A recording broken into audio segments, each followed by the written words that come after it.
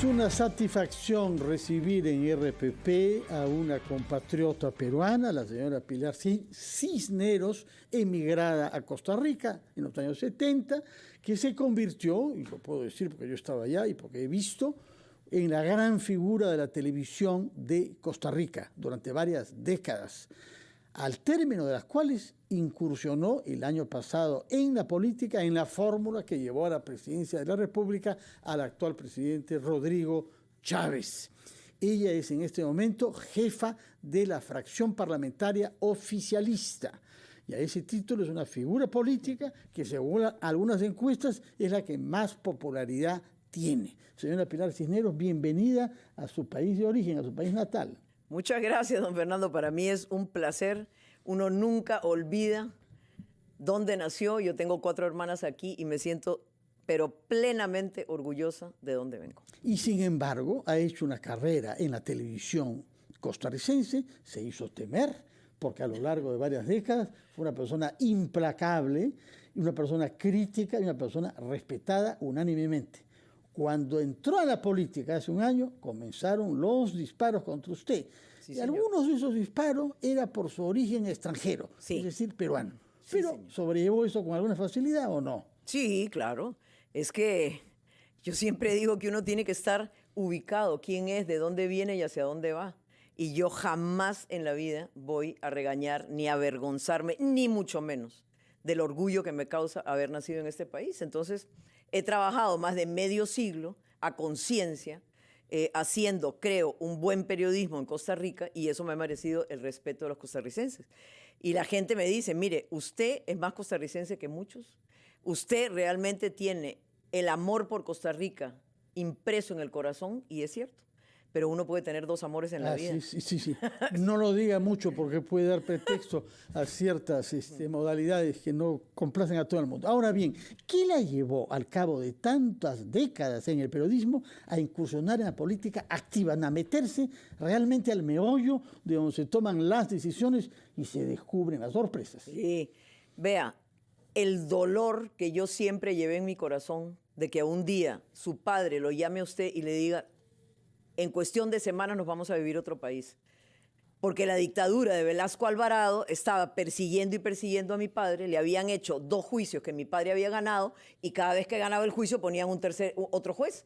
Cuando pusieron el tercero dijo, bueno, yo tengo 10 hijos que mantener y no me puedo dar el lujo que me metan a la cárcel. Entonces yo sé el dolor enorme que causa la migración no deseada. Y yo veía que en Costa Rica se iban deteriorando y deteriorando la situación del país, los indicadores económicos, las oportunidades, los empleos, y dije que yo no voy a permitir que mis hijos y mis nietos pasen lo mismo que yo pasé. Y si yo puedo hacer algo por ayudar a este país y por mejorar este país, bueno, eso viene desde la política.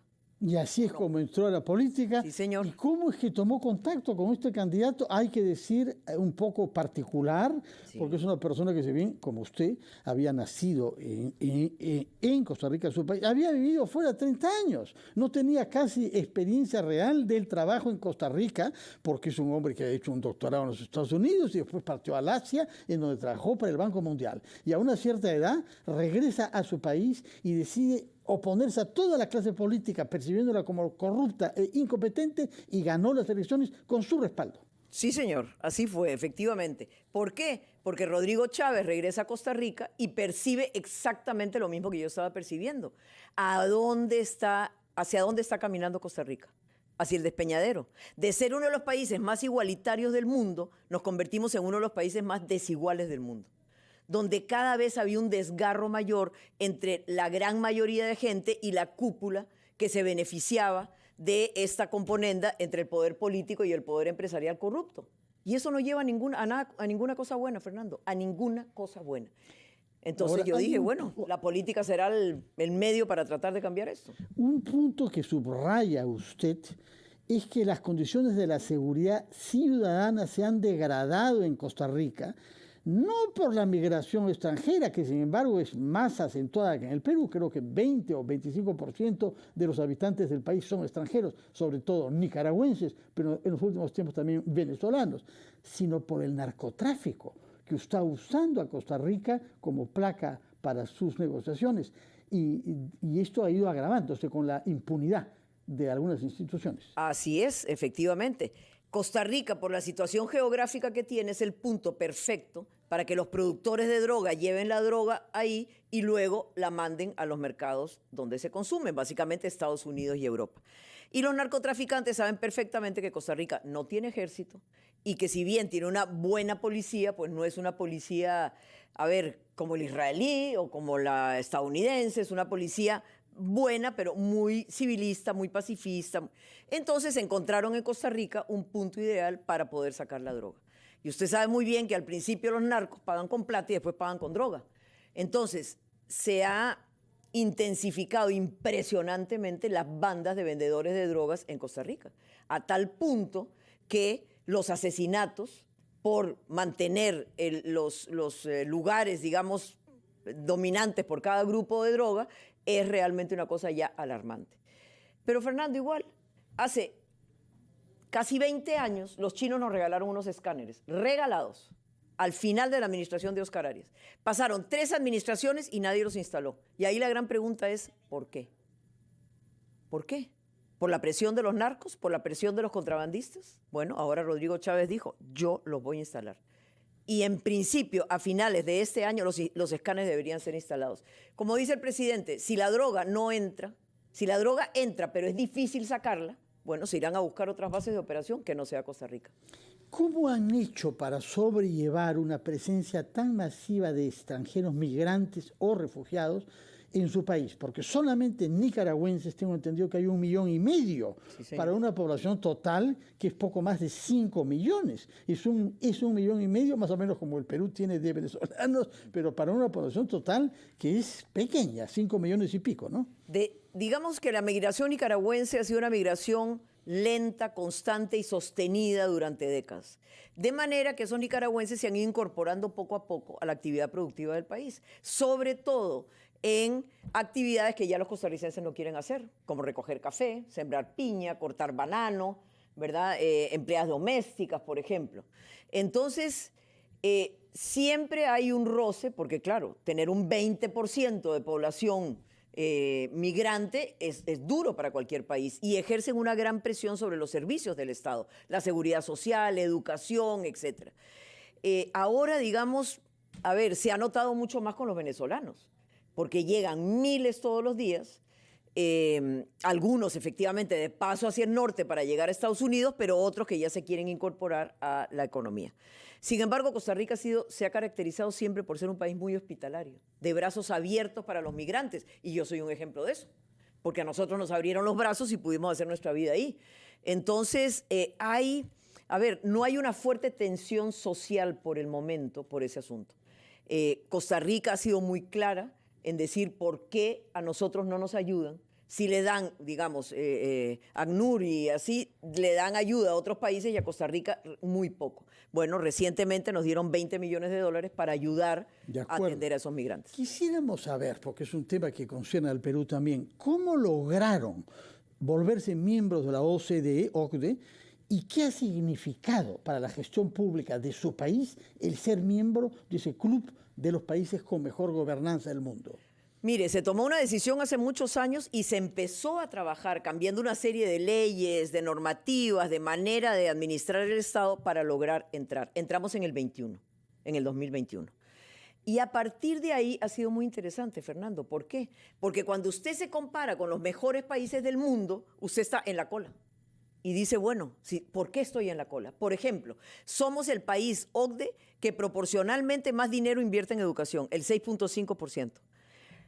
Pero somos el país OCDE que tenemos el peor desempeño en educación. Entonces, ¿para qué sirve eso? Decir, bueno, ¿qué estoy haciendo mal?